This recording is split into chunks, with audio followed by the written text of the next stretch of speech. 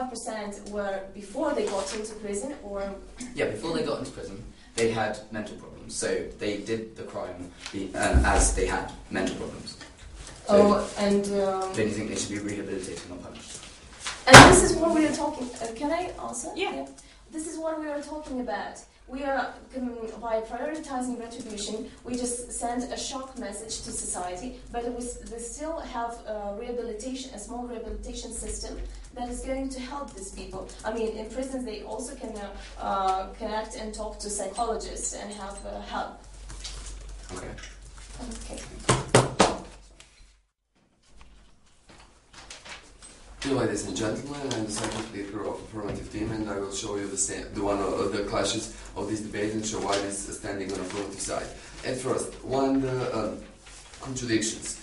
In the CX, you heard that we will completely eliminate the retribution. No, we wouldn't say that we completely eliminate, just partly, because the topic is, should we prioritize rehabilitation or retribution? We think that we prioritize rehabilitation, and we didn't think that we should eliminate completely retribution, just in a part when it's need for rehabilitation. First, I will show you some of clashes of this debate. At first, in our first argument, we said that retribution is ineffective and show the stop of recidivism, which is a very big. For example, we show you an example of Mississippi and Missouri, where you have 50 to 70% in Mississippi, where is punishing prioritized, and Missouri is only 8% for rehabilitation.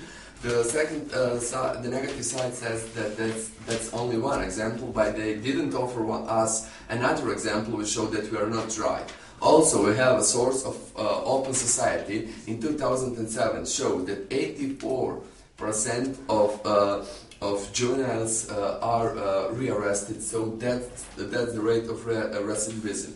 Also, we didn't hear any facts which show that our second point of first argument about stigmatization doesn't stand. Because it's obviously, when you go out of jail, you couldn't find a job, you couldn't do anything what you could before jail, because no one want to give a job to someone who was in a jail. For example, you have one man who was working bank, you send them jail, do you think that he could work in a bank, and another?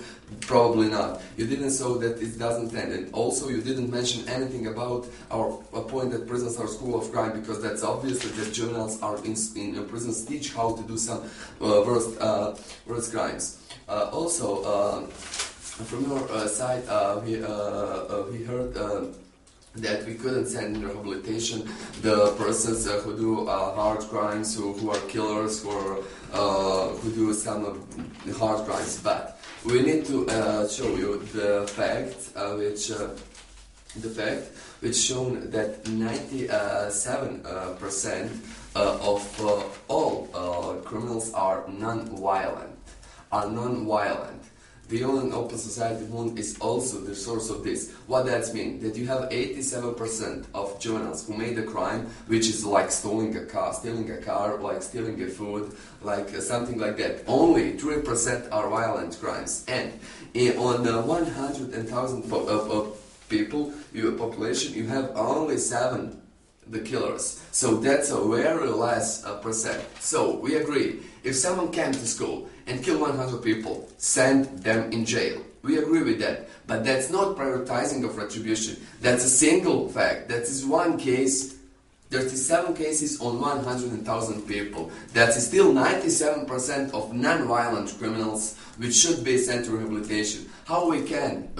We hear that that retribution must be prioritized in every case. How someone who stole to eat, who is poor and stole to eat, how you will send them in prison?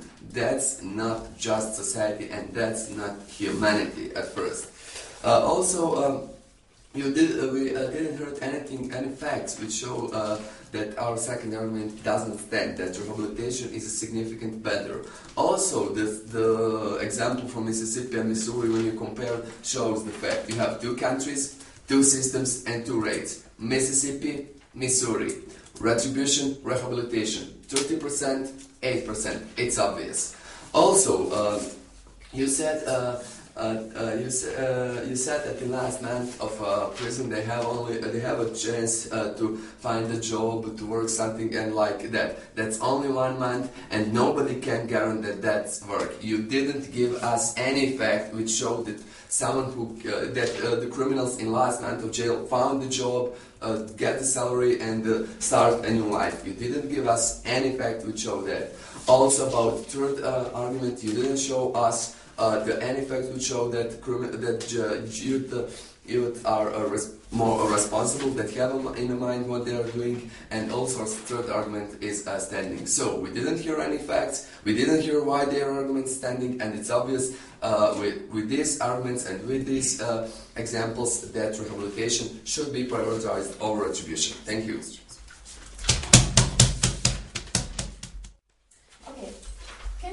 Make me a link, a connection that would prove the fact that recidivism is connected to the rehabilitation system, that thing, slow recidivism. Yeah, because did you hear our example? You have two countries, Mississippi and Missouri.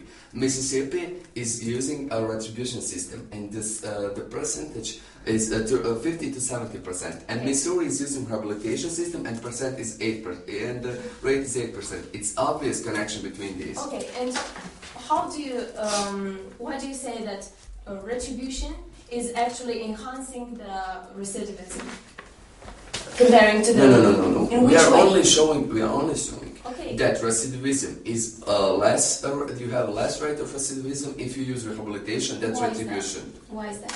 Because rehabilitation gives a new chance to people. There is the opportunity to find a job, to work something, to get environment. Okay, thank you. And how many people do you have proofs? How many people got a job, or how many people attended high school after rehabilitation, and how many people didn't do and didn't commit any crimes after rehabilitation system? 92% of juveniles which through the program of rehabilitation didn't do a crime.